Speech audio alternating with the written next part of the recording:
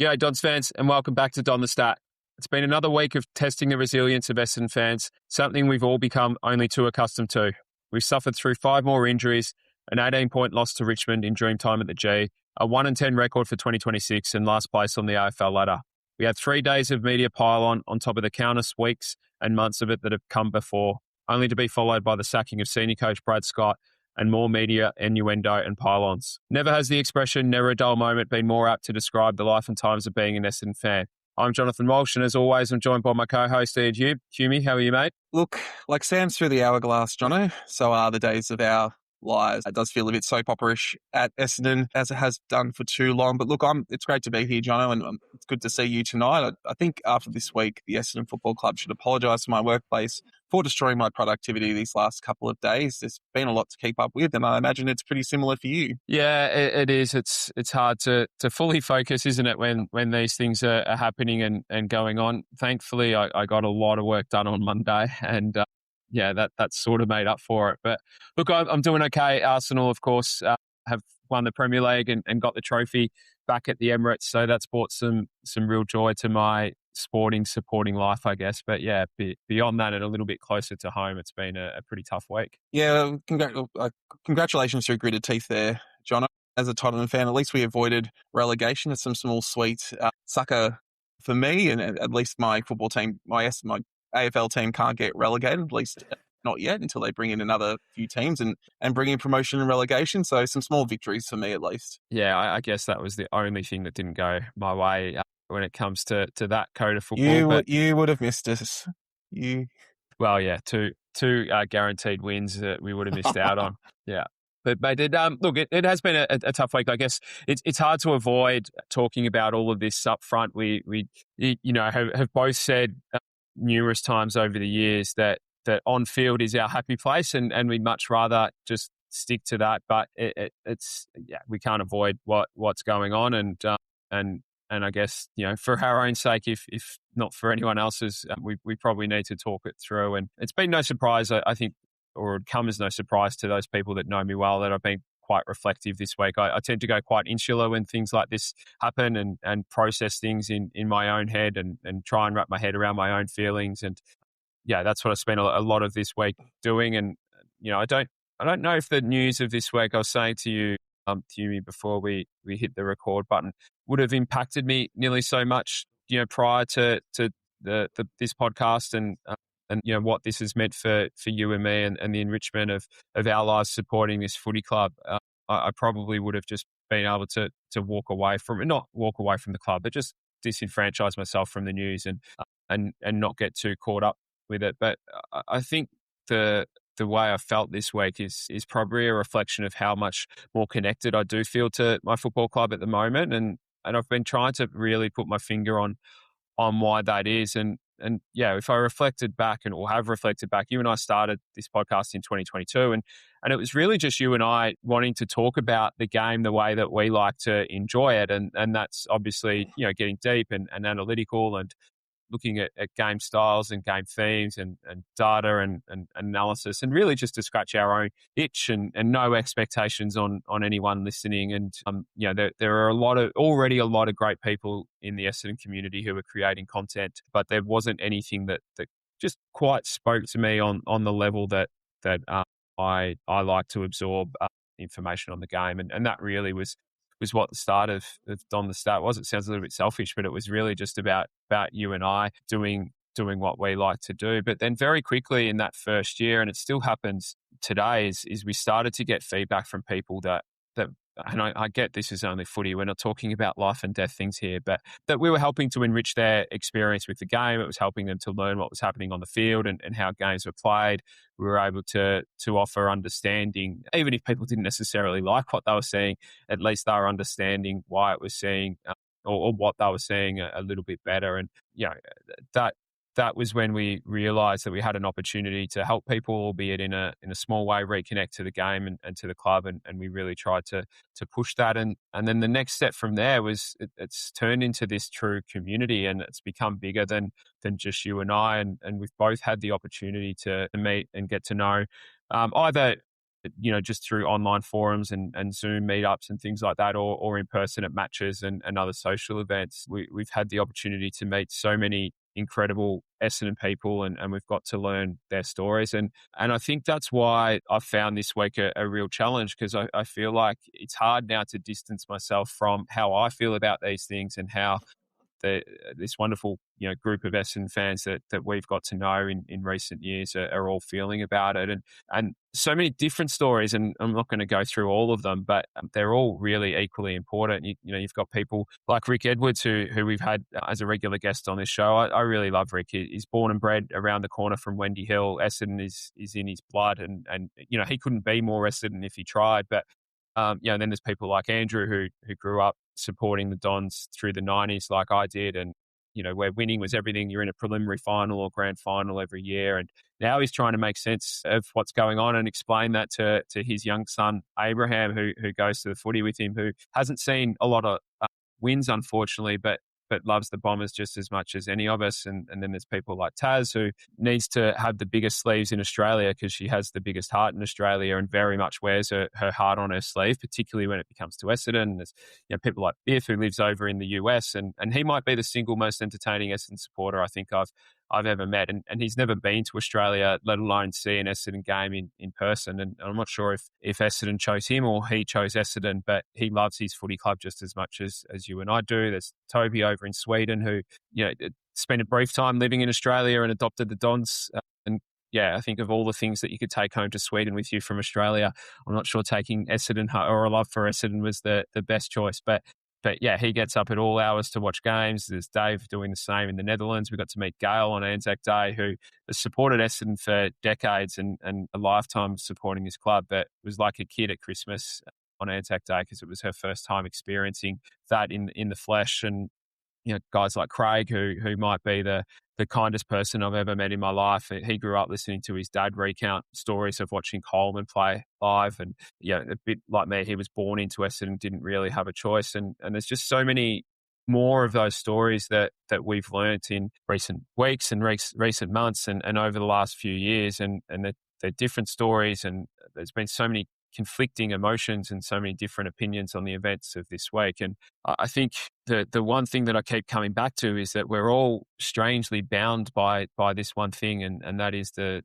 sash that we wear across our chests. And I think that's why I've been so reflective this week, why I felt, at times really sad about it, why I felt like I haven't quite been able to brush it off like I might have in the past, and why I feel so conflicted about it all. It's because of, all of these people and old Essendon or Essendon people has come up a lot this week. And these are the stories and the people that I think of and are so often forgotten about when, your footy club is going through times like this one's been going through in recent weeks. And I think getting to meet and learn more about these Essendon people has been one of the great privileges of my life, particularly when it comes to football. And it's truly helped me to appreciate something that I didn't really understand growing up. And certainly didn't understand it when I was working at the club. I was very sheltered to what was happening outside the four walls and even in the immediate years that followed. And I think that the thing that I've come to realise is that this footy club is a lot more than just a coach or a player or wins and losses. It's all of these wonderful people that are hurting at the moment. Some are hurting because of results. Some are hurting because of the decisions this week and didn't go the way that they hoped that it might. Have hurting because they're fearful for what is to come and how it's all going to play out. But I think when I come back and have processed all of that this week, Humie, it's why I feel determined to keep fronting up, to keep supporting, to keep doing what I can to keep imparting in our little sphere of influence. I don't think either of us are naive to the fact that there's hundreds of thousands of Essendon supporters out there, and we only speak to a few of them. But if it just keeps coming back to a want to unite and keep us together and keep fighting and keep moving forward, because I think if we can all do that, and we shouldn't underestimate our influence as fans, particularly on such a young playing group, then I think we all get to add another chapter to our Essendon story, and ultimately one that includes success. But I do think we only do that as a combined force. Well said, John. I think those are probably the finest words you've put out on this podcast in the 5 years that we've been doing that, and really reflects what we've built together, but also what the community means to us. I think we expressed that, I think, yesterday in the Patreon chat, just the way in which the community has interacted over this time is, again, in a time of great difficulty as a fan, and, you're going through the same things and a bit of deja vu. It's just been great to have that network to really, lean on and engage with it. That's not vicious. It's not, biting or fighting. It's really been a community that has come together in a difficult time. And I think that's the great thing about building communities and building little groups, is that you do support each other. And I think that's been a great thing that's come from this week. That's enough sacchariness. Look, the community has actually got bigger this week. Coach sackings, not great for the club, but good for building, subscriptions. So thanks to Simon Negrelli, Chris Stoney, P Money, Lachlan Brown, Noam Bardia, and David for signing up to the Patreon this week. As I said, it's been really active in the Patreon group. And we're really pleased with the way in which people have interacted, even with, vastly different opinions about what should have happened and what should happen in the future. The way people are discussing things is fantastic. It was a great turnout response to the Patreon Live I did on Tuesday night following the sacking, and the response to the Pit article that I wrote on, I think, Sunday night was also really positive. So thanks everyone who has commented and shared both of those. Yeah, it's been a challenging week as an Essendon fan, but it's also been a really positive one from a community aspect. Yeah, it is really refreshing, mate, to be in an environment where people are free to share their thoughts and debate them out and keep it respectful and be open-minded to alternative views. I made the comment today that I feel like I've got whiplash because people keep throwing up some really, great ideas and suggestions and conflicting ones, and I keep changing my mind on various things. So yeah, it's helped me a lot this week, and a big thanks to everyone for their contribution and their involvement. It's been really, really really, really helpful. So, yeah, thank you. Yeah, absolutely. Well, look, before we get into the grubby business of this week, I think it's also, the what's happened at Essendon this week. It's probably overshadowed what is a momentous, event in the history, not only of the code and the club, but the game, and that is the passing of Neil Danaher. He's someone who's become one of the titanic figures of our time. Not to diminish what he accomplished as a player or as a coach, but the bravery, determination he demonstrated leading the fight against motor neuron disease saw him transcend, as I said, being just an AFL identity to becoming one of the most beloved Australians, I would say, of the last 50, 60 years, at very least my lifespan. Whilst there's still no cure for the disease that he bravely confronted all these years, his inspirational work is going to be a big factor even when that cure is finally achieved. So I think from us at Don the Start, we do pass on our condolences to the Danaher family and all those that knew and loved Neil. Yeah, really well said, mate. He's certainly a person who transcended just football. What he's done is incredible, and I think everything else that we're about to talk about is rather insignificant by comparison. But should we get on with it, mate, and move into the news of the week? Yeah, let's do it. I mean, I think we're 15 minutes into the show right now. It's probably the longest time it's taken us to get to the first item, but it has been a big week. So forgive us for indulging for a little bit. But there's another one gone. We're into the 5th year of doing this show, and by the end of this season, we'll be on to our 3rd full-time senior coach, and it will be the 7th senior in the 20 years since Kevin Sheedy departed. It really is just a mess, isn't it? Yeah, it is. I think we had Kevin Sheedy for 27 years, and not including Blake Caracella, who coached a game during COVID times where Rutten was unavailable or in isolation. But I think this will make Dean Solomon our 9th coach in 19 seasons when you include sort of takeovers and interim coaches and all of those kinds of things. So it's hard to wrap your head around. It is, and I think on this show we've been broadly supportive of Brad Scott as a coach, and I guess sort of the long-term vision of what he was laying out, particularly in sort of those last 2 or 3 years, the real focus on the long-term health of the club and the health of the list. And there are also many things that you can point to that were outside of Brad's control that ultimately resulted in him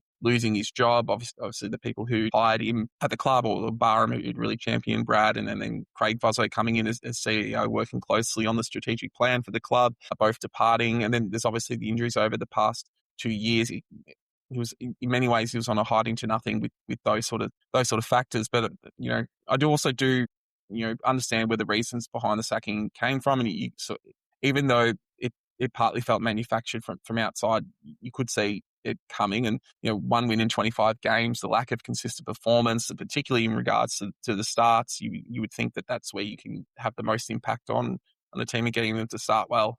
The fact we've continually gone backwards in ladder position, and part of that is a choice because of the list decisions that we've made. But ultimately, you can rationalise why the club has decided to move Brad on. It does also look from the outside, though, that once again, the club has folded to outside pressure.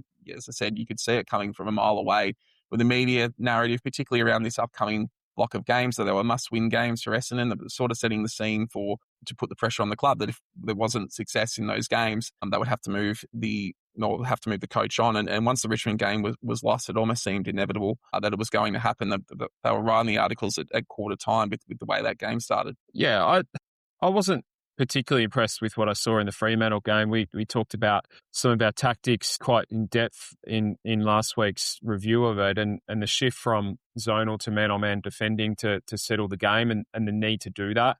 But I actually walked away weirdly from the Richmond game feeling okay with how it played out. I know Richmond had a lot of players out injured. They had 16 on their injury list. We had 12 on ours, so it wasn't a massive difference in unavailability. And then we lost Guelphy Durham really, really early in the game and had to make big changes really quickly. Then McGrath, early in the second, but he also finished the first quarter on the bench as well. And then Caldwell, was really done from the first bounce and just kept soldiering on. So we're sort of 4 running players out of the game. I know they had a couple beaten up, but they were tall players, so it didn't really impact their ability to cover the ground. And I thought we actually adjusted really well and managed the game well. We used our mids to protect the corridor, slow down their ball movement. We were never going to have the legs in a high contest, high transition game. So we made some shifted things around to try and control the game both with and without the footy. And I thought the coaches and the players managed that quite well. But I think having listened to Andrew Welsh's press conference, the comment that stuck out the most to me was the point he made about the development of our middle tier of players being a real concern. I think we've all got energised and excited by the young players and their progression. I think that's you can see that it's measurable and you can see it to the eye. But I think it's hard to argue with that gap in our middle tier of players.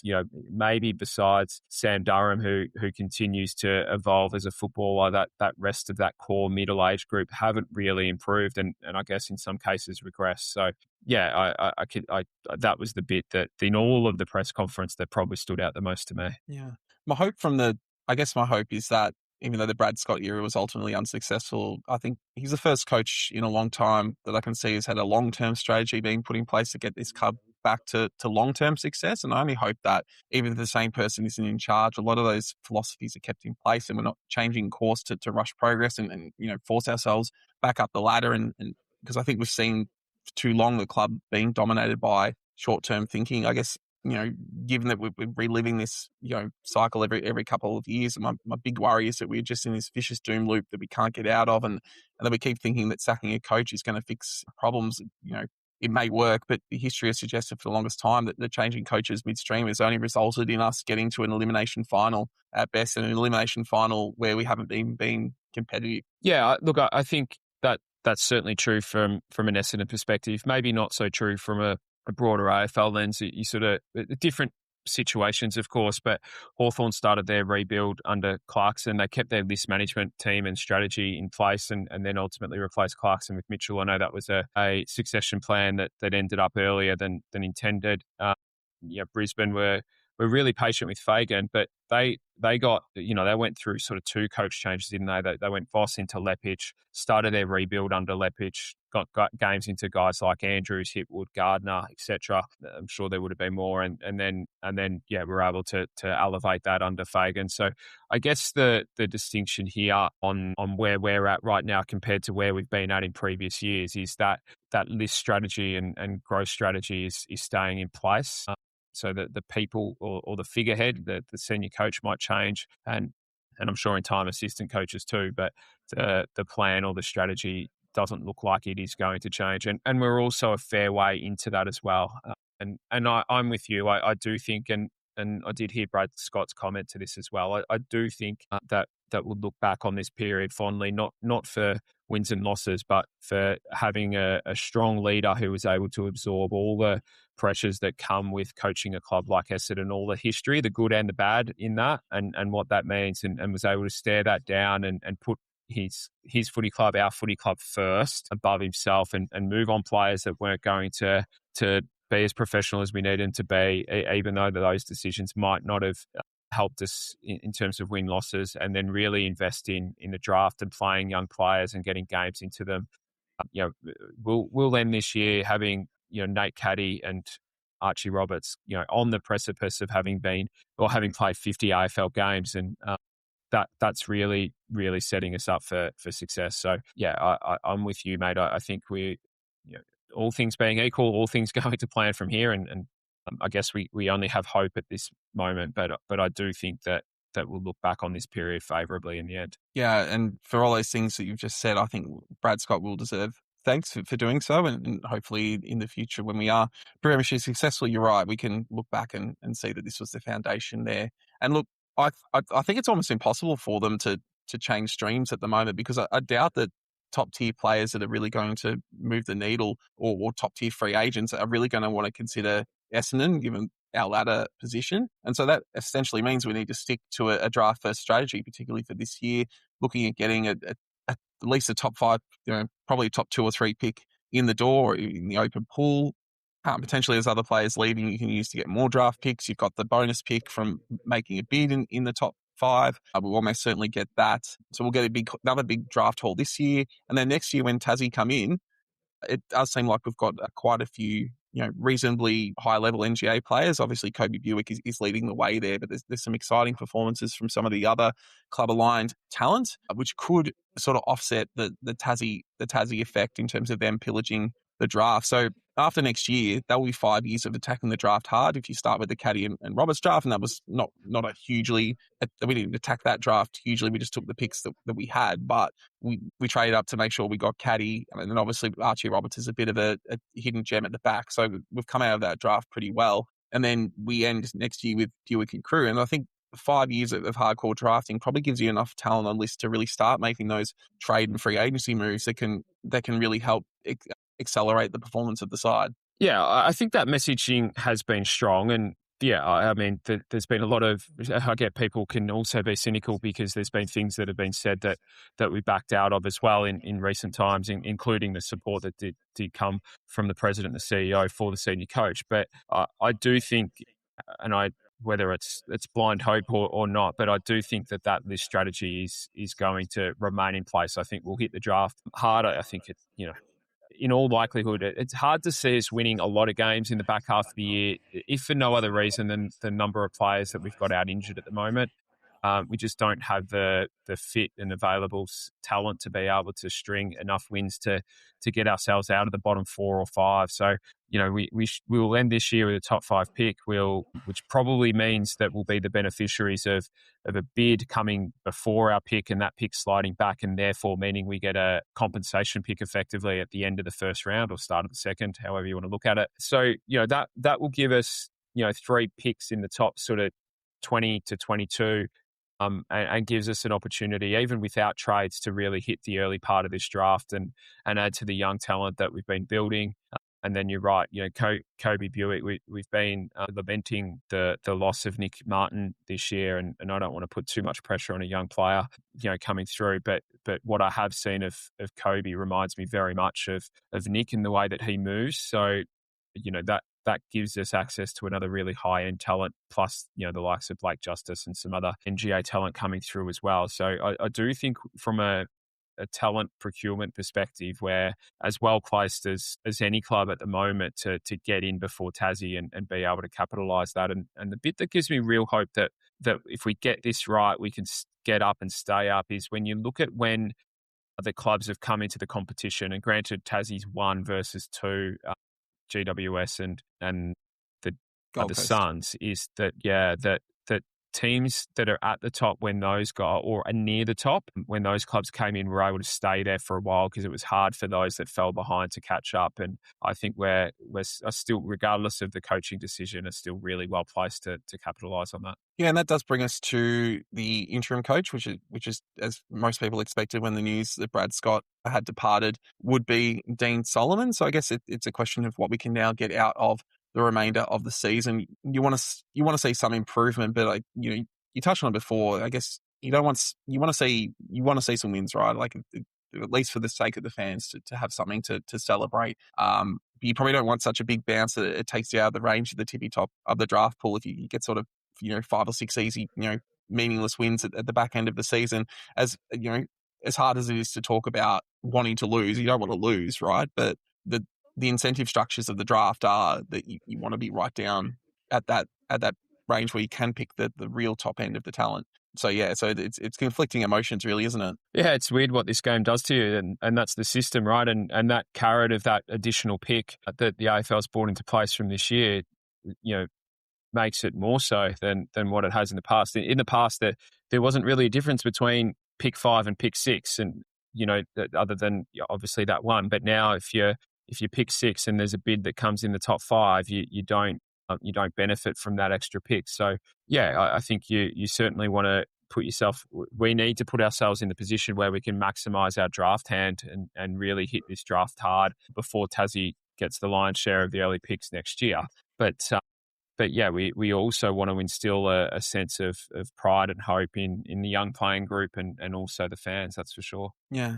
We'll probably spend some more time digging into potential coaches in the next couple of weeks. We've spent quite a lot. We haven't even it's almost 30 minutes into the show. We haven't even started to review last week's match. But, I think the elephant in the room, the mammoth in the room is James Hird. And given how strongly he came out at the same night that Brad Scott was sacked, that he wants the job and he's going to go hard for it. And it's already coming through with the way in which some of the prospective coaches are talking about. It's going to put off a lot of other worthy options. And so, I want, for the first time, the club to really commit to a full and open coach search process, because I don't think we've done that effectively since Knights. But I imagine there'll be a feeling in the back of every other applicant's mind that this is a stitch up and it's James Hird's coaching job to lose, really. Yeah, look, to be honest with you, mate, that's one thing I haven't given a whole lot of thought to. It's only been a few days, and yeah, I think for me right now, I'm more interested in focusing on the now, and I'm just looking forward to seeing what someone, a guy who I have a great deal of respect for in Dean Solomon can do as the interim coach, and in particular how he goes this weekend. I think once I got past the first 24 to 48 hours of this, it was on to starting to think about West Coast, and yeah, I guess that's where I am. Probably a little bit more pragmatic than you. Yeah. Well, look, let's finally do it. Let's touch on the Richmond game, and we certainly won't go as in depth into it, given how long it's taken to get here. And I think the fact that with a new coach, it's time to start focusing on the future. But I think we'll touch on a few things, because I think a lot of attention's been focused on the start of the game before the injuries really started to bite, and that we were down on effort that Richmond were producing. But look, both sides were sloppy with the ball in that opening quarter. It was for a period there right at the start, we were almost going turnover for turnover. And we did have periods where we were on top in that opening quarter. We just couldn't capitalise on it. Yeah, it wasn't a perfect start by any stretch, but I also thought it was okay. There was chaos straight away. Guelphy was basically done from the first bounce. Durham, got concussed pretty early in the game too. When we kicked our second goal, it was 1-3 to 2-2 in our favour. So it was 4 scoring shots apiece. We had the lead, and we'd already had to contend with 2 players going off injured. And they scored whilst Durham was in the hands of the trainers, and his direct opponent got involved in that chain. So yeah, the first couple of minutes they certainly had more of the field possession or field territory, but we were sort of +5 in contested possession and 2-2 to 1-3 up sort of halfway through that first quarter. So I don't think it was all that bad either, given that we already had to contend with what happened to Guelphy and Durham. Yeah. I think the other thing that really stood out looking through the numbers was how much we had ruck dominance, but we couldn't get any clearance dominance, especially in the first half. So in that first half, we had 22 to 2 hit outs, and that was Blackiston and Brian sort of tag teaming there against Richmond's admittedly makeshift ruck crew, but we lost clearance 12-21 in the same period. So the Tigers outscored us 20 points to 8 during that time from clearance. So I guess once we got outside the clearance, the contested aspect was mostly okay. But what do you put down that disparity between ruck wins and clearance wins in that opening half? Yeah, ruck dominance, I think, can be really effective at centre bounce, where you have more space and players can get on the move a lot easier, and you can sort of be a little bit more aggressive with confidence. It was 1-1 to 0 at centre bounces at halftime our way, and I know you really enjoyed the hit out down to Darcy Parish on the move, who then hit Nate Caddy on the chest, and Cads unfortunately kicked it behind from that. But at general stoppages around the ground, it was 3-2 to 1 behind their way, and yeah, that was largely the tail of the tape for the game for me. I know people will point the finger at transition and like a defensive transition. That was a problem for both sides. And in fact, we transitioned the ball from defensive 50 to forward 50 more often than they were able to do to us. We scored more from defensive half than they did. So for me, they got some soft goals from free kicks, but some of that was our sloppy work around stoppages as well. And we spoke about their midfield in our preview. It's largely intact. Nankervis and Prestia are out of their team, but both of those have been well beyond their best for a period of time now. Taranto and Ross, Hopper to a lesser extent, but Taranto and Ross in particular have been really consistent in their form this year. They held the keys to them, and without Durham and Caldwell through there, we were really reliant on Roby and Parish. And I thought Roby put in another impressive performance for a young player. Parish was the best player on the ground for me. The coaches agreed with that too, or at least one of them did. But yeah, I think they just had a bit more depth of ball winners through and around the contest, and then it allowed them to get speed to the outside where they were able to outmatch us. And that's that stoppage where it's more condensed, more in tight. It's I guess easier for opposition ruckmen to nullify ruck dominance than it is at centre bounce. And yeah, that was the way it played out for mine. Yeah, it sort of took us into that half time we were down, and then we obviously had all the injuries. So the third quarter, as you sort of said earlier on, I thought we really managed the third quarter quite well, given our resources. Our ability to sort of hold on to the ball and really work Richmond over allowed us to get into a lot of scoring positions, but we just couldn't put the score on the board in the grand scheme of things. So like we sort of talked about it, I think a couple of weeks ago, where we were getting a lot of shots, but that we weren't generating high quality shots in that quarter. So, we kicked 1 goal 6, and you'd look at that and say, well, you've been pretty inaccurate. You've looked at the expected score from the shots that we took total. We should have scored 17 points from that. So it's not like we were missing easy shots. We just weren't able to get those easier shots in that quarter. And I guess, once we couldn't take advantage of that dominance in that quarter, it almost meant that we were going to run out of legs for that last quarter. There's not much we could do to get back. If we managed to change that from 1 goal 6 to sort of 4 goals 2 or 4 goals 3, suddenly it's a much more of a chance to win that game. But unfortunately we couldn't, and then eventually we just ran out of puff because we just did not have the rotations. Yeah, we really didn't make the most of it, did we? We had 27 more disposals, we had 7 more contested possessions, 10 more uncontested marks, 5 more ground balls, 4 more intercepts. 7 of those were forward or centre. Richmond didn't have a single intercept in their forward half for the quarter. So yeah, we really did own territory, but conceded the first goal of the quarter out of the centre bounce. That gave them a lot of momentum. And then when we did wrestle back, we got just 3 behinds on turnover. And yeah, I think the game could have looked a lot different. I was quite proud of the way our players fought that game out. The way that Parish really covered the ground. Dave Wicks, you think of his, goal-saving attempt on the goal line, and Roby really fighting in close in the last quarter as well.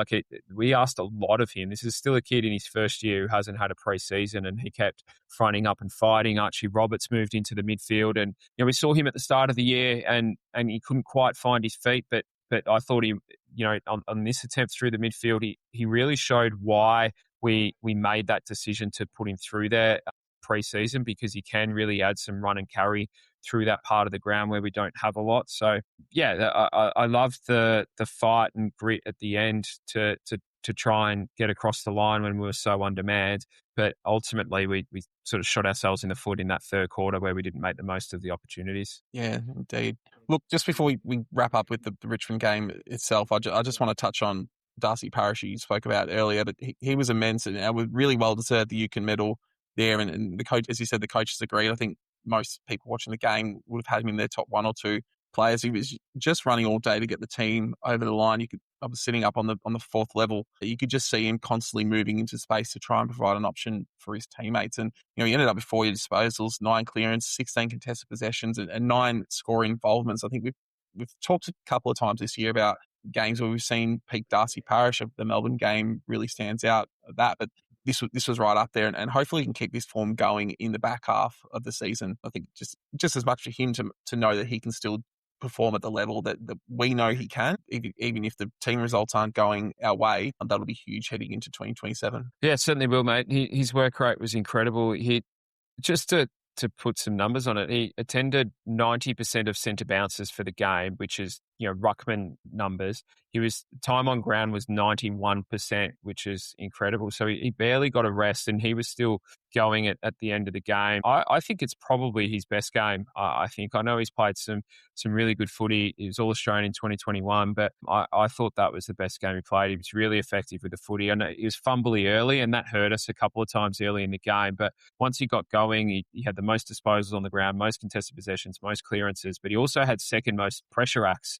I think at times you and I have almost joked it's hard to tackle or pressure an opponent when you got the footy yourself. He had a lot of it and did a lot of hard work to pressure the opposition. I thought it was an incredible performance by Darcy and yeah, really great to see and reward for effort. So yeah, let's hope we see more of that, mate. But yeah, it's been a tough week and the show must go on and you always have the biggest responsibility on this show each week.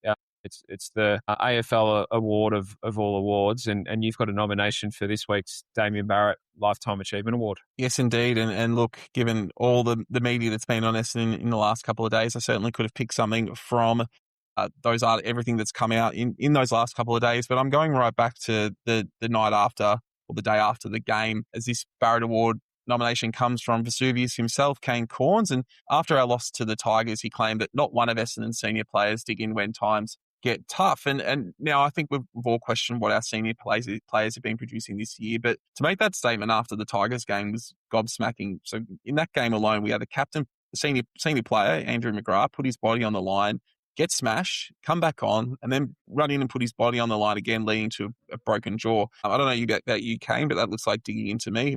You have Jai Caldwell, clearly hampered by injury, forced to play on as we had no bench rotations, hobbling around the forward line and still managed to contribute with a goal that got us in a position where we really could have challenged for a win. We've got Darcy Parish and Zach Merritt both having to run themselves into the ground because we were down on rotations and right to the end of the game, they were still willing themselves to contest, still working hard in the space to provide an option for their teammates until their final siren.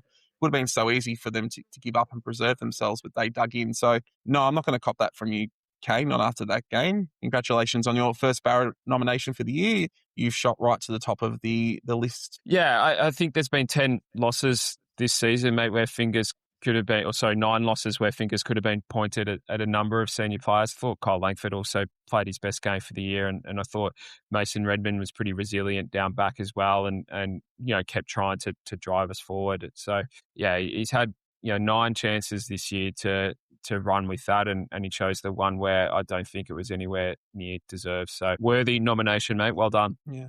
Well, look, it was overshadowed by what played out on Tuesday, but the mid-season draft happened there, and we did manage to have pick one of the small benefits of losing to Richmond on Friday night, and Essendon took what had emerged as the consensus best player from the pool in Jackson Artemis.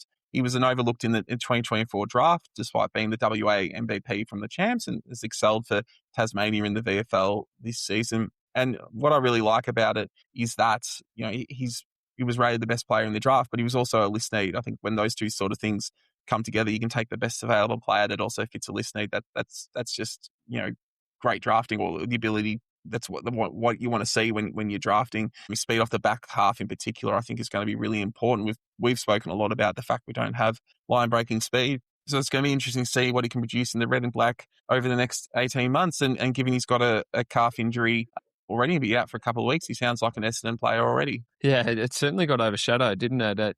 I didn't go into a huge depth. I actually sort of forgot this was on too. But I did watch about half an hour of his footage on Wednesday across a few different games. And I guess the things that stood out to me is that he's a real competitor. I really liked his follow-up work. He's not a one-effort player. If he doesn't get on it as he runs past, he makes position to get used again. If he fumbles, he'll go back and try and make up for it. So I really like that about his game. He's really comfortable one-on-one and in his body work. He really enjoys carrying the footy.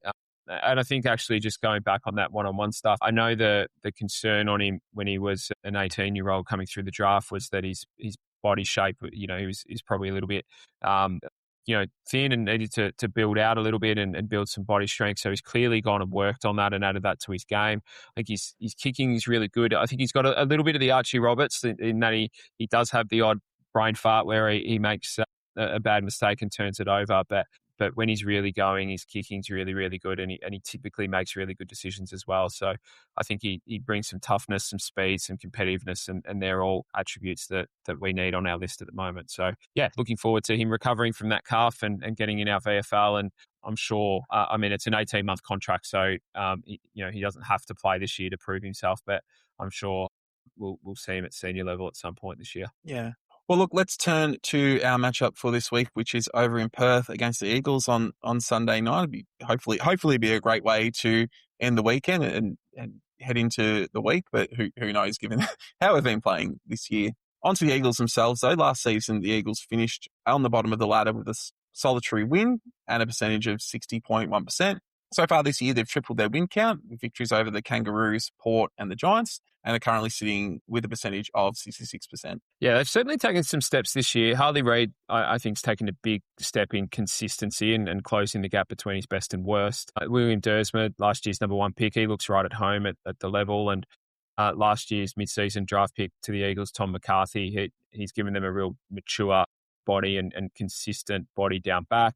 They've got a lot more from their senior players this year, though. Bailey Williams is rejuvenated in the ruck and been their highest rated player this season. Tim Kelly has played 10 games and is their third highest rated player. Elliot Yost played 9 as their fourth highest rated player.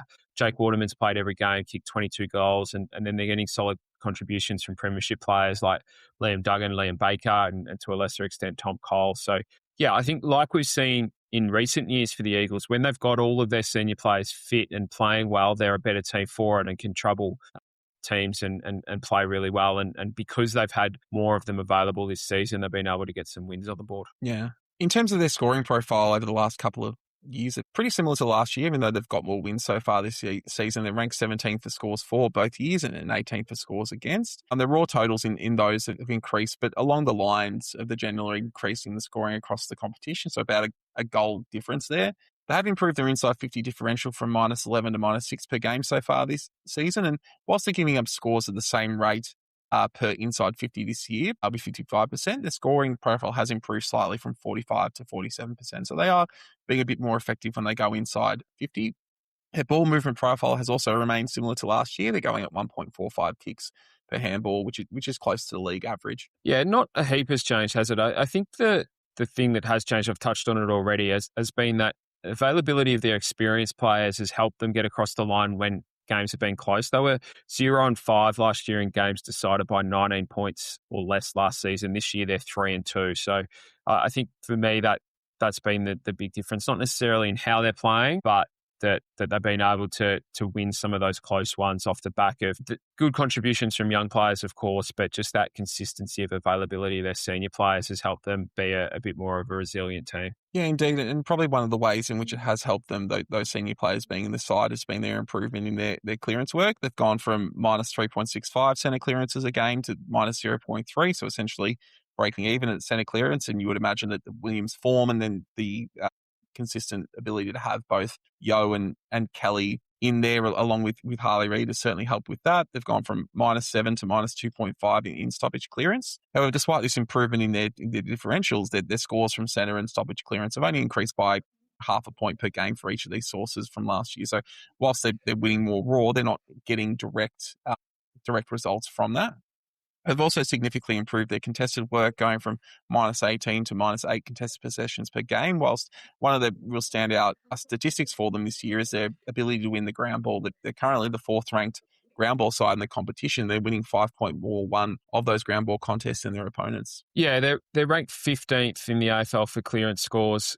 We're 14th. They're also 15th for scores against the clearance. We're 16th. So both teams have a pretty similar profile there in terms of scoring from clearance. That's centre bounce and stoppage clearance combined. We're 16th for winning, they're 16th, I should say, for winning first possession at clearance. We're 18th. But that has improved for them over the last 5 weeks as that Bailey Williams form has sort of improved and as has some of their more senior players. So, yeah. Finally, whilst their marks differential has improved slightly, they've gone from -20 to -15 per game. It's really gone backwards for them as their marks inside 50 differential. They're now conceding over 7 more inside 50 marks per game than they are generating themselves. So their intercept profile is also going backwards from -1.13 to -2.7 per game. I think that probably is just a correlation of their ability to win the clearance. So they're getting first possession, and in that situation, in previous years, they're having to try and win the ball back a lot more because they're not getting it at clearance. This year, they're winning it more at clearance, and that's probably what the difference is in their intercept profile there. So it's not a massive issue for them, I don't think, because they're getting the ball in other ways this year. They score 38.5 points a game from turnover, mate, ranked 16th in the AFL. We score 44, ranked 14th. They concede 63 points, ranked 18th, and we concede 59, ranked 17th. So again, similar profiles here. We're doing slightly better there, both in terms of scoring and defending on turnover. So yeah, I guess neither here nor there overall. The way these two teams match up, I guess the difference is they've been able to sneak a couple of extra wins and had the better of the experienced players across the season. But we're nearly halfway through the year, mate. Let's just have a quick look over their list changes from last year for those that don't follow the Eagles too closely. Yeah. So they had 10 players depart from their list at the end of 2025, and that included premiership players Jeremy McGovern and Dom Sheed, who retired. McGovern managed 6 games last year, while Sheed was unable to feature. Former Demon Jaden Hunt also hung up the boots. He played 15 games last year. Club captain Oscar Allen departs as a free agent to Brisbane. He played 12 games, whilst Liam Ryan and Campbell Chesser were traded to St Kilda and Carlton respectively.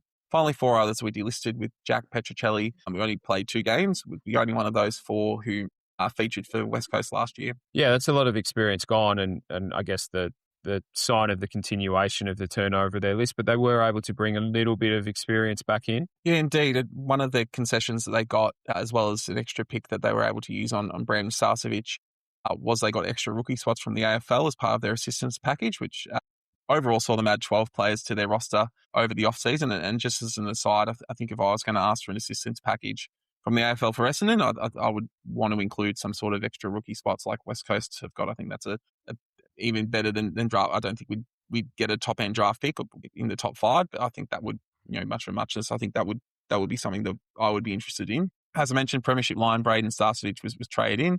He has yet to play senior football for the Eagles due to a calf injury, but he returned in the waffle last week. Tyler Young was brought in from Richmond, and he's played all 11 games. Eagles then took 5 players in the national draft, with Willem Dersma at number 1 and Cooper Duff Tyler at pick 4, with their Oscar Allen compo. Dersma's played all 11 games this year, while CDT's played 9. Josh Lindsay at pick 19, he's played 10 games, whilst later pick Sam Allen and Tyler Williams are yet to debut, as his rookie draft pick Fred Rodriguez. And then with their extra list spots, the Eagles picked up 4 SSP selections. Devin Robertson, who unfortunately has done an ACL, Finn McRae, Milan Murdoch, and Harry Schoenberg, with only the last 2 of those playing games. Murdoch's played 8 and Schoenberg's played 5. Yeah, it's a good call on that assistance package, mate. If you think of that we were able to pluck someone like Archer May out of the mid-season draft last year, that's the type of player that you could look at adding on a rookie list at the end of a draft or an SPP sign-on, SSP sign-on. So I think the opportunity to add 3 or 4 extra players into our development program of that sort of profile, Sardar Hooley from the mid-season draft's been showing some good signs for us as well. So, I think that would be something that we should be asking the AFL out for to try and help build our list. It might also allow us to maybe free up some senior spots for some experienced players from elsewhere potentially as well. But back onto West Coast, Tyler Young, he's a 27-year-old key defender. He can be a little bit vulnerable one-on-one, as are a lot of their defenders that aren't named Ruben Jimby. He's probably the only one who seemingly can't be beaten one-on-one, but that's also what you get with a relatively young team that's getting beaten pretty regularly. It's hard work for defenders. Josh Lindsay, we expect to play this week. He's on the extended bench. He's a smooth-moving halfback. He's got really, really good foot skills. I think him and Farrow were probably fighting it out for the best kick in last year's draft. Dersma's been playing a bit of everywhere, which was the profile of him when he was drafted. He has been going into the midfield at times as well, but a bit of wing, bit of forward. And then Duff Tyler's been playing mostly as a key forward with a little bit of relief ruck. So we'll get to see quite a number of new West Coast players this week. Yeah, I think you mentioned Josh Lindsay there. I think he was in contention for one of our picks. And, if somehow we'd left Jacob Farrow, or we picked Dyson Sharp in that pick before the Melbourne picks, and then Melbourne picks Farrow, there was probably a real chance that we would have gone for Josh Lindsay because we were looking for good ball uses. And then with Duff Tyler could have, he's born I think a year later or a year earlier. He could have been an Essendon player given the Sri Lankan connection there in the NGA area. And then Willem Dersma, you mentioned he's been playing on the wing. I wonder if he'll line up in his brother at any stage. That'll surely be of interest to a lot of people, including the Dersma family. But look, on to selection, and we are dealing with a Sunday game, so that means an extended bench. And with all Essendon's injuries from the past week, we have named quite a few players who could be coming into the side this week. Outs are McGrath, Durham, Caldwell and Guelphy, all were clearly injured from the Richmond game, and Mason Redmond's picked up a knee injury and has been able to get up. Named in so far are Kondagiannis, Cox, Sardis, Setterfield, Harry Jones. I think it's the first time Harry Jones has been named in the senior side or close to the senior side for over a year now since he did his injury. Hussein Alashka, Al Hooley's back from his injury, which is great to see because both you and I were really positive about the performances that he had been putting in just prior to that injury. And then Jaden Ewan as well. So we'll know by 5 p.m. tomorrow what the final side is. It's great to see Archie May get up. He's been a huge as a foil for Caddy this year. As I say, great to see Al Hooley back. It's hard to see how much you could read into the name side or the way in which the side's named, but Kondagiannis and Cox are both named on the field, whatever that's worth these days. As an aside, Archie Perkins is named at the centre bounce. I don't know whether that's a potential move there, or it's just they don't really take too much care in how the side is actually named. But I do hope, given the players we've named, I do hope we see at least two of Gresham, Newen and Alashka named in the side to play a small forward role. We've clearly been lacking those ground level threats for a couple of weeks there. And while it hasn't been confirmed yet, given Kyle Langford is the only remaining player from the leadership group still standing, you expect he'd be captaining the side this week. So congratulations to him, because after all, default is the two sweetest words in the English language. Jokes aside, it's obviously would be a great honour for Kyle to captain the club there. Yeah, so I imagine that's what's going to happen. I doubt they would go outside the leadership group for a captaincy in this situation. Yeah, you'd think so, mate. You won't read too much into it until we see the final team. But I wonder if Cox does play, it's a different role for him. They've got three key forwards in Shanahan, Waterman, and also Duff Tyler. So it might be that Blackiston just plays as a key defender this week, and we go with the three tools down there. Because the alternative to that is Langford has to play on a real tool, or Pryor has to play on a real tool, and I think that might be a challenge for both of those guys. Given if Duff Tyler's their third key forward, we're talking about a guy who's 200 centimetres. It's a big ask, but potential. So I wonder whether Blackiston plays back and potentially Cox plays forward, and then plays that second ruck role rather than Blackiston giving the chop out. But yeah, I guess that remains to be seen. I hope that it's not two small forwards. I know Gresham was relatively disappointing, or quite disappointing against Richmond, but I would like to see a forward line that has Alashka, Newen and Gresham in it, just to see what that balance looks like with three small forwards. But I'll wait till tomorrow before I share my final thoughts on it, mate. Yeah, and then for West Coast, given they had a pretty good performance last week, but there's no omissions at this stage. You'd probably expect CDT to come back in. He's been named after being out the previous week. Tom Gross and Clay Hall have also been named. And I guess they're probably looking at Cooper Duff Tyler. He's not quite, the finished product yet. Obviously, taller players take a lot of time, but you'd think that they would look at a matchup against Essendon and just I looked up the current ages of the sides based on the extended benches, and both sides are the youngest of the week, and they're both actually the same average age. And I think Essendon have a couple extra games on average there, but it's two really young sides going up against it. And you'd think that someone like CDT, they'd see that as a good challenge for him, sort of at his level at the moment, that they can get AFL level experience into him without exposing him too much. Yeah, I think that's right. The other two on there, or two inclusions to them, Gross and Hall are mids or running players. So I also think they've likely seen what Richmond did to us on the outside last week and are looking to bring some run into this game too. So I think, I think it'll be interesting to see how both teams line up. Both teams are still trying to find a method and a way forward and a balance that sort of works for them. So, I think it's probably useless reading too much into it at the moment, and we'll wait to see how they line up on Sunday. But yeah, the Eagles have probably never had as many supporters. I don't think too many people would say West Coast is their second favourite team, but I think on the weekend they probably had the most supporters they've ever had probably since the 2018 grand final. Yeah, indeed. They did face Collingwood there in what was a massive milestone game in the history of competition, with Harley Reid reaching the 50-game milestone.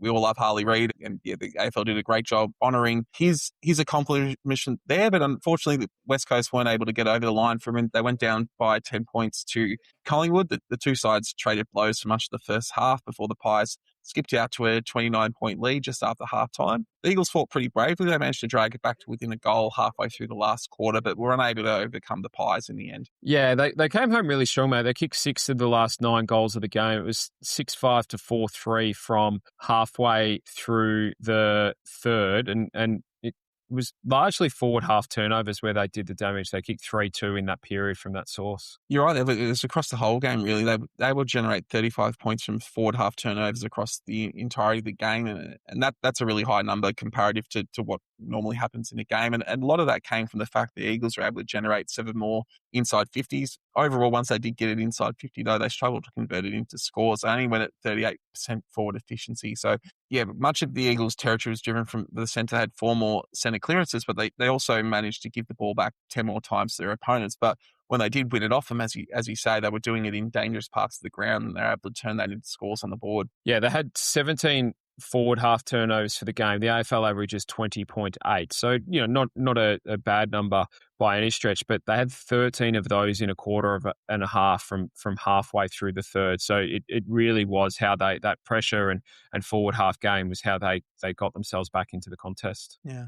Tom McCarthy was the leading disposal getter for the Eagles with 30, but only 5 of those resulted in scores. It was really Ruckman Bailey Williams who was the real standout for the Eagles. He had 20 touches, 28 hitouts and 12 clearances. In terms of goal kickers, Elliot Yeo kicked 3 goals, whilst Jobe Shanahan and Malachi Champion both kicked 2. Yeah, Bailey Williams, Yao and Jimby got coaches' votes for the Eagles, again showing impact of their senior players, although Jimby's still relatively early in his career. They also had some strong performances from young players, including a guy I'm actually quite keen on, mate, Milan Murdoch. It's a good name, first and foremost, but he debuted this year. He was an SSP signing for them. He's mature age out of the waffle. He's 25 years of age, but he's a tough nut, and he really likes the contest, and he can find the goals as well. So, yeah, one a little bit off Broadway to keep your eye out for on Sunday. Indeed, and just had the thought to check the weather, and it's looking like quite a windy day over in Perth, so it'll be interesting to see what the final team is. I hope we don't make the same mistake we've made a couple of times. We've gone in too tall in wet conditions, but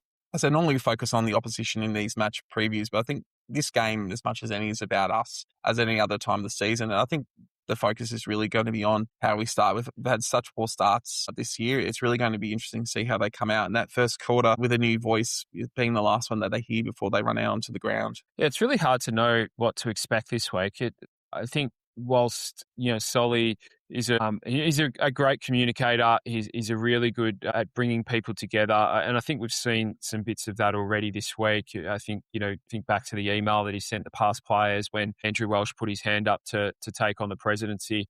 I think, he's no doubt going to get a really strong message through to the playing group, but I think we also have to balance that with the reality of what they've had to contend with. It's a young side. I know they're young too, but we've had to contend with the news of Brad Scott being sacked. We've had to contend with a new coach being introduced. We've had to get over to Perth. We've had to, we've got a couple of guys that are picked this week that we pulled out of the VFL last week.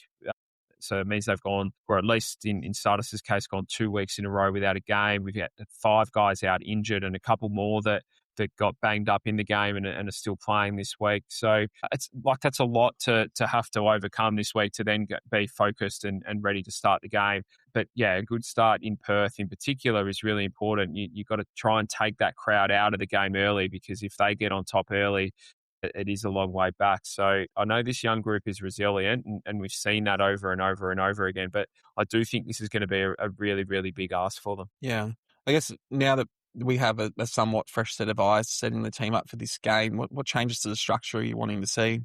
Yeah, good question. I think there's been 4 things that I've been probably the most critical or concerned about, through the Brad Scott coach teams, and in no particular order. But first, and this isn't all on him, we've lacked for this on our list, and of course we've had Kako out for a large chunk of this season. But that forward mix and the lack of small forwards, I'm hoping we really see Huss and Newen play alongside Gresham, and we get to see some ground ball in the forward line, and that would throw Day Wicks in that mix as well. I think it gives us a different look.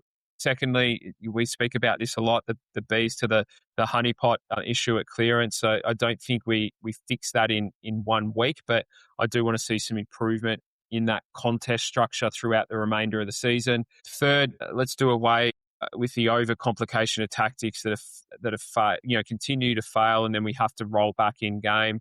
I think we just keep things simple. I think we've proven that just at the moment, this group, with all the change that's going on and new players being introduced, this group isn't ready for complicated tactics. So let's just keep it straightforward. And then last is the switching between zonal and man-on-man coverage. It's hard to pick one method and stick with it when you're not the long-term coach. And that's something that Solly's going to have to contend with a little bit as he finds a way to manage this throughout the rest of the season. But I'd like to see us probably really commit to that zonal press. I think that's still when we played our best footy, back our defenders to come forward at the footy and win it back, rather than starting with sort of complicated tactics, having to unpick them, then going man on man to try and stem the flow. I'd like to see us go out there to attack games more, and unfortunately that probably means we're going to get broken open a little bit more at times, and good teams might expose us. But I think with where we're at, we might be better off losing ugly to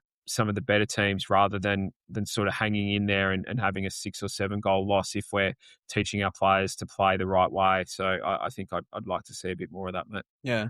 Just on the Eagles themselves, they're getting some really good service out the mill from Bailey Williams. We touched on his game against Collingwood just before, which was exceptional for a ruckman. I guess, do you see Nick Bryan being a good matchup for him one-on-one, or is it something where we're really going to have to rotate our rucks heavily to be able to go with him? And then do we have a good matchup for Harley Reid, given what he's capable of? I know Nick Bryan's got a lot of admirers, or had a lot of admirers, and I was a little bit more circumspect than that. I hadn't written him off by any stretch, but I wanted to see more, and I've been really impressed. I think he's been, I think he's been building really nicely. I've been impressed with his competitiveness and his follow-up work once the ball has been on the ground. I think he's been doing that really, really well. I think last week we saw a step forward in his work around the ground and getting involved in transition, and that included some really nice agility at times to get out of trouble and out of congestion and then deliver well by foot. So look, it's famous last words, but I think Nick Bryan has all the tools to make Bailey Williams worried about him rather than just the other way around. So I'm looking forward to that battle. As for Harley, mate, with Durham and Caldwell out, I'm not sure we do have a natural one. I don't think Setterfield has the explosiveness. I think Setters can add a lot in terms of structure around clearance, and that will probably help and give us a little bit of defensive resilience against Harley. But I'm actually hoping we get to see edition 1 of Roby versus Harley Reid. I think seeing those two go head to head could be quite an interesting and exciting battle, and and one that we're likely to see for a lot of years to come. So I hope that all starts on Sunday. Indeed. Jake Waterman, I think I wrote he's been a bit up and down this year. I was basing it off some things I'd heard, but then I've looked at his numbers, and he's actually been pretty consistent. And he's someone that's really troubled us in the past, and I think he's a body type and a player that I think we've really struggled to match up on. I don't see an obvious matchup for him. And I guess what other forward threats do we really have to worry about? Yeah, he probably hasn't been at his best, mate. So it's not a poor observation by any stretch. He hasn't quite been but he's at his form from 2024, but he's kicked 22 goals in 11 games. So it's not a bad contribution, really. He hasn't had his kicking boots on. He's kicked 22, 29. So he's getting a lot of shots. And prior to last week, he kicked 3 goals in his 3 prior games. So I don't think Mackay has the athleticism to match him. I think Reed's going to need to go there. Reed has the benefit of having that longer reach and better closing speed. Shanahan has kicked 12 goals in 11 games. Of course, some Essendon supporters will be familiar with him. He played in our VFL team before getting drafted. He's pretty reliable, albeit young, second key forward in his second season. They're getting a good goal contribution from their mids as well, either when they're playing in the midfield or when they rotate forward. Yao, Reed, Dersmer and Murdoch have kicked 11, 9, 7 and 7 respectively. So some good numbers there. Look, I think overall goals have been hard to come by for the Eagles this year just because of the number of young players they've got and their ability to compete week in, week out. But it's not due to a lack of forward threat. So if their midfield does get on top, then our defenders are certainly going to have their hands full. Yeah. Well, look, that'll bring us towards the end, and we always sort of start wrapping up with our final thought. And look, Jono, there's been a lot of tough weeks being an Essendon fan the last couple of decades, and this one certainly was another of those. So look, give us something to brighten our moods heading into the weekend. I assume when you ask that, mate, you don't mean Arsenal playing in the Champions League final. I certainly won't be getting up for that, I'll tell you that right now. I'll skip over that one. Look, I isn't necessarily anything to brighten moods, but I think it's okay for fans to go through the emotions at the moment, whatever that is. Whether that's anger, whether it's sadness, whether it's feeling disappointed, whether it's feeling relieved, whatever you feel about the current situation, I think it's totally valid. We've all endured a hell of a lot as a supporter base, and more than most have and should. But I think if I channel my inner Dean Solomon at the moment, I think he'd really want us as a fan base and as a club to be united, regardless of which side of the fence you sit on in this decision and who you want as our next coach and all of those things. I think he'd want us to really get behind our young group and have the combined force of those hundreds of thousands of Essendon supporters carry these young guys forward, because they're trying to really lift us up. I think we've got an opportunity to do it for them. Let's put an end to the scenes that we saw with people throwing their scarves at the end of the Richmond game and people venting and having their spraying players and all of that kind of stuff. I get it. It's emotional and we all hate losing, but I think we've got an opportunity to pull together, and I think that's what it means to be an Essendon person. It's to unite and it's to fight for your footy club, and when we all do that together, I think good things really happen, and it can turn quickly, but it doesn't turn unless we're all in this, and that means every single one of us, obviously not getting along to Perth and supporting our playing group, but doing it in any way we can and doing it together. Very well said again, mate. You've been on fire tonight with your calls to action, and you certainly got me ready to go on the front lines there. I probably won't go to Perth, but I'll be right there on my couch supporting the boys this weekend. Well, look, that will do us for this evening. It's been a draining week, but it is always great to come and decompress with you, Jono. So thanks for all your efforts. As always, big thanks to the community for all their support. It does make doing this show so much easier. And whatever is happening, I'm always excited to watch the Bombers play. So bring on Sunday. Any more words from you, Jono, or you spent there? No, I think I've said enough, mate. But I just do want to give a quick shout out to my nephew Cooper, who's had a few days off school this week. He's been a bit under the weather, on the mend, which is great news. Nothing too serious, but he has been a bit unwell. So get well soon, buddy. Hopefully you're fit and ready to go and pull on the jumper for the Cats on the weekend and kick some snags. Good luck to you, Cooper, and as again, hope you get up there. Well, look, that'll do us again. Stay safe, everyone, and go Dons.